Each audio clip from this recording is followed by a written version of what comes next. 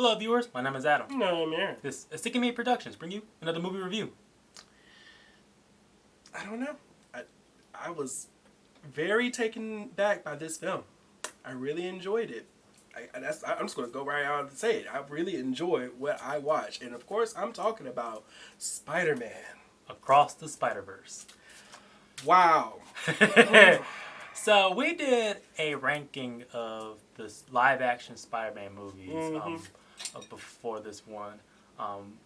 And I feel confident to the point that we're going to be most likely doing a volume 2 of that video. Definitely. That will encompass not just the core Spider-Man movies that was made up at this point, but we will be adding in the Venom movies and whatever comes after. But I can say for sure that the Into the Spider-Verse now upcoming trilogy is definitely going to be on that list as well. And I guess now that, after watching this film and really taking a stock into the other films that are like it, or at least other animated features, I am even more strongly on the side of trying to make others realize that animated films are just as important, if not just as worthy of accolades as their counterparts. Animation is a cinema. It is. There's at the end of the day. So the first one, Spider-Man Into the Spider-Verse, came out in 2018, directed by Phil Lord and Christopher Miller. They came with a background of mainly doing comedic oriented films, the 21 Jump Street movies. They did the the Lego movies and the Cloud with a Chance of Meatballs. So they have a field in comedy and also have a background in animation. And then they went and did this movie, the Into the Spider-Verse movie, which was a huge revolutionary at the time as well, that has since been a major influencer in Hollywood animation. And it looks like this one is going to continue the trend. Specifically talking about what the movie is about, or specifically its origins, both from Into the Spider-Verse and then now Across the Spider-Verse, the stories centering themselves around the individual named Miles Morales, who is a teenager in New York, who basically is in the same vicinity as one of his major heroes, i.e. Spider-Man, played with Peter Parker variation. And basically, it follows the beats similar to what happened there, where he gets bitten by a radioactive spider and is also given spider powers. But the major aspect that comes into his storyline is that it ends up being a case where a multiverse situation occurs. Yes, and while telling basically being a solo story for Miles Morales, is also a huge exploration into the multiverse and this going to turn Spider-Verse and comic books elements. The first Into the Spider-Verse basically just mainly introduced that type of element with a few different type of Spider-Man variations, most notably Spider-Gwen or Spider-Woman, because Spider-Woman, the anime Spider-Man, and Peter Porker. Spider-Man Noir. Yeah, each one highly diverse in their personalities and also animation styles that suits their aesthetic. And Miles Morales, he himself is still technically a more recent character in this comic space, all thanks to the mere concept of, hey, why can't anybody be Spider-Man? And Across the Spider-Verse, now directed by Kemp Powers, Joaquim dos Santos from Avatar: Last Airbender and Korra. They carry on the work that Phil Lord and Chris Miller did with them taking their screenplay this time around and basically everything that Into the Spider-Verse did from the first one, basically like 3 times as much. And in terms of his exploration of his major themes, and as well as experimenting with animation to another high degree. Now, in this particular story, where in Into the Spider-Verse, Miles Morales is very much trying to learn the ropes of what it actually means to be a superhero, specifically to be Spider-Man. In this one, he's now had time. He's in his prime. He's trying to, but at the same time, is also trying to balance his life in between his schools and his family life and the responsibilities of being a superhero. And he's finding it very difficult, especially when he figures that it's basically all on him and he has no one else to share it with. And having come from a situation where he was able to meet so many other individuals that actually shared his unique life experience, he definitely misses that attachment and those ties, and is definitely also influencing the other characters, i.e. Gwen, who is feeling the exact same thing. And here's the thing, all those are all traditional Spider-Man tropes. Mm-hmm. And this is like the most Spider-Man movie you can ever do be in the Spider-Man movie. Oh yeah, definitely. Like it's so maximized, and especially with you're dealing with the multiverse situation, which has been a huge common trope in the 2020s. Very lately. Almost to the extent that it does really, or it is definitely feeling as though it is wearing out its welcome, especially when you have individuals who don't do that concept well enough. Well, I'm happy to say that in Across the Spider-Verse, I definitely feel as though this is probably one of the best emphasis that it actually uses that concept and is doing it well. The better, here's something, when it comes to the multiverse, dealing with multiple stories, it's best to explore as many type of worlds and realities as possible within the timeline in which you're able to tell your story.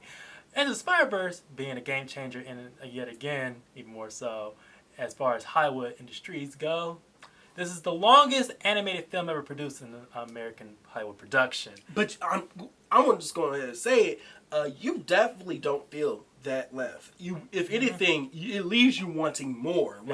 It definitely leaves you with a big cliffhanger ending that really does sets up the third part in this trilogy with high expectations. The story itself, again, is tied towards those characters. So Miles Morales, the lead solo Spider-Man in this movie, he has like grown in the span of his years, in the span to a slightly more confident version of himself, but you still feel the weight of which he's been burdened with because he decided to still stay and be Spider-Man. But he is this sense of loneliness that he's experiencing.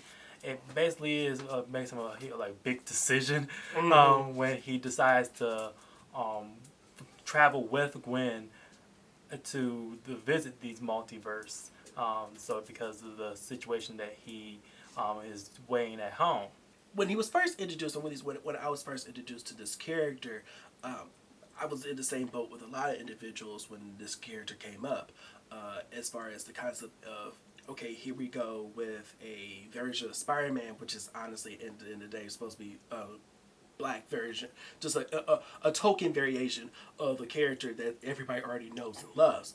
Well, having to actually see where that character is supposed to be and where they were trying to take him, at least desperately in this particular version in the Spider-Verse movies, you really do see this character as their own. Yes. And a lot of that heavy lifting is done with Shameik Moore's voice performance. Mm-hmm. From him, you get Gwen, Spider-Girl or Spider-Woman. When she was first introduced into the Spider-Verse, she definitely feels as though she was a cool, calm, collected individual who was just trying to show the ropes and trying to figure out her own unique issues that was tying both her and Miles and the rest of the Spider people together.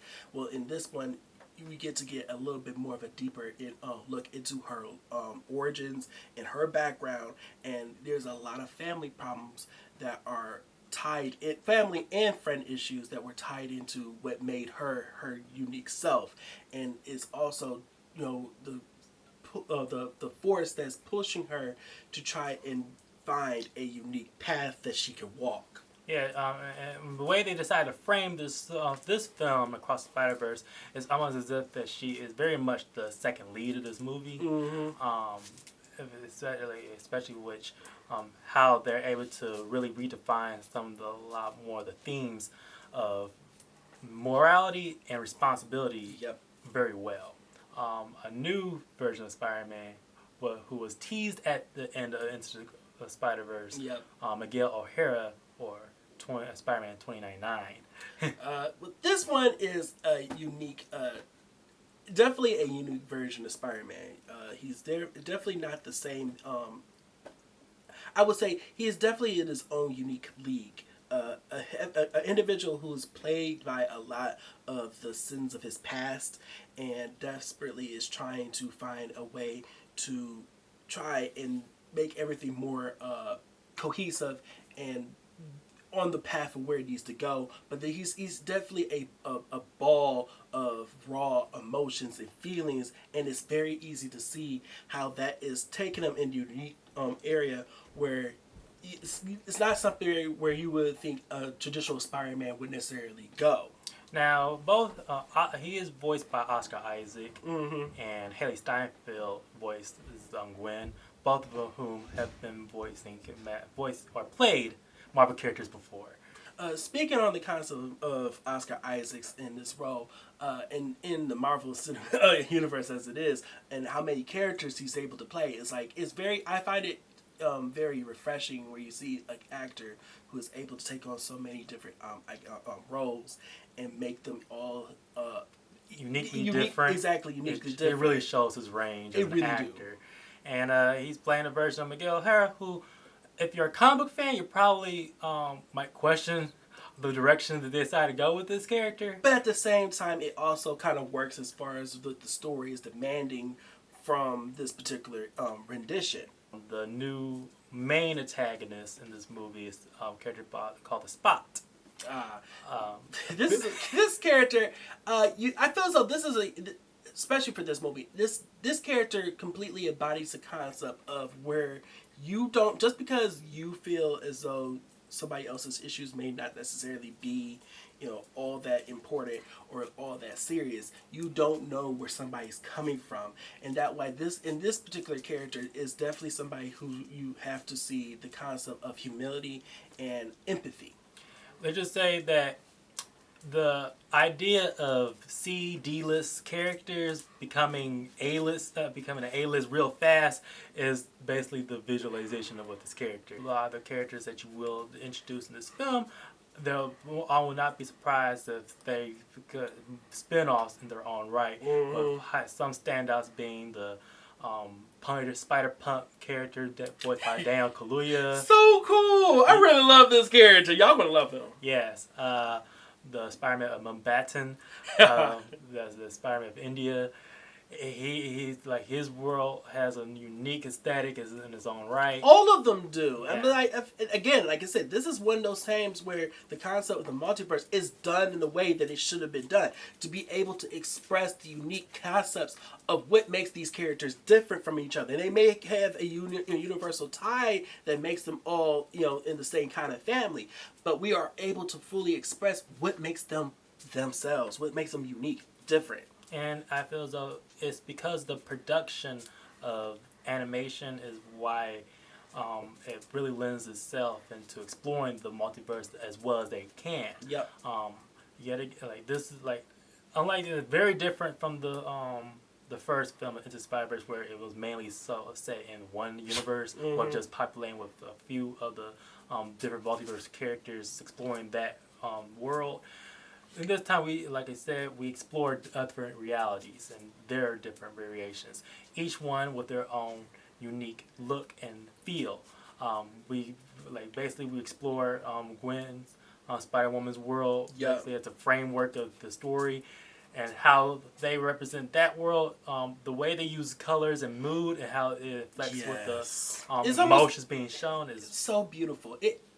Like I said, from one variation you see something that has these cool watercolor blended neons, and then you have ones that are very highly detailed but emphasized with such lush colors and muted aspects to it that actually helps give more definition to aspects. But again, color, the way things are drawn and animated, it plays a lot into how you are able to actually fully express the scenery and the senses that makes each of these unique aspects of reality different.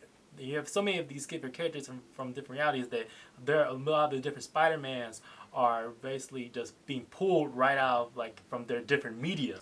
And it does really good when accompanied with the visuals of the characters and the worlds. The music does it like even more so from even the first film, helps punctuate that uniqueness of each individual's characters with their own themes.